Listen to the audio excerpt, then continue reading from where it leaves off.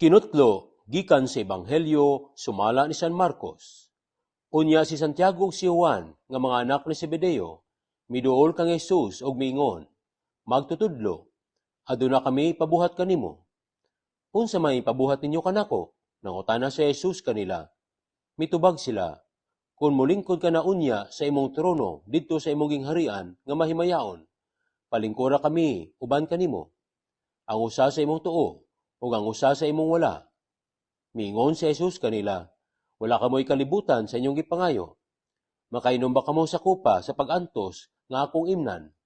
Makapabunyag ba kamo sa paagi nga ako bunyagan? Oo, mitubag sila. Miingon si Jesus kanila, makainom gayud kamo sa kupa nga akong imnan, o makapabunyag kamo sa paagi nga ako bunyagan. Apan wala ako katungod sa pagpili kung kinsa ang palingkoron sa akong tuo o sa akong wala. Ang Dios mao ang mohatag nining mga dapita ngadto sa gitagan-an nini. Sa pagabati nini sa napulo ka tinun-an, nangasuko sila kang Santiago ug kang Juan. Tungod nini, ipaduol ni Jesus silang tanan og giingnan. Nasayod kamo nga ang mga namunuan sa mga tawo naghari kanila o ang mga pangulo nagmando kanila. Apan dili kini mao ang paagi nga angay kaninyo. Kung usa kaninyo buot mahimong labing dako, kinahanglan nga mag-alagad siya sa tanan. O ang buot nga mahimong labaw sa tanan, kinahanglan nga siya magpaulipon sa tanan. Kay bisan gani ang anak sa tao, wala man mo anhi aron alagaran, kundili sa pag-alagad o paghatag sa iyang kinabuhi, aron pagtubos sa daghang mga tao. Ang Ebanghelyo sa Ginoo. Pag-ampo. Naghuna-huna si Santiago ug Juan, nga mas mahimong mas labaw og dako sa tanan.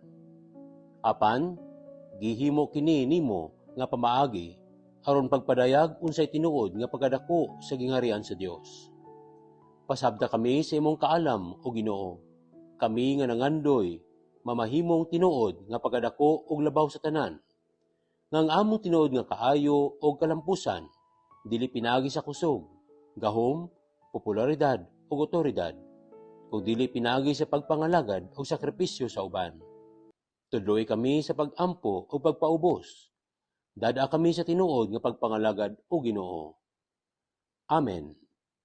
Salamat sa pagpaminaw sa Ebanghelyo o pag-apil sa mga pag-ampo alang karong adlaw.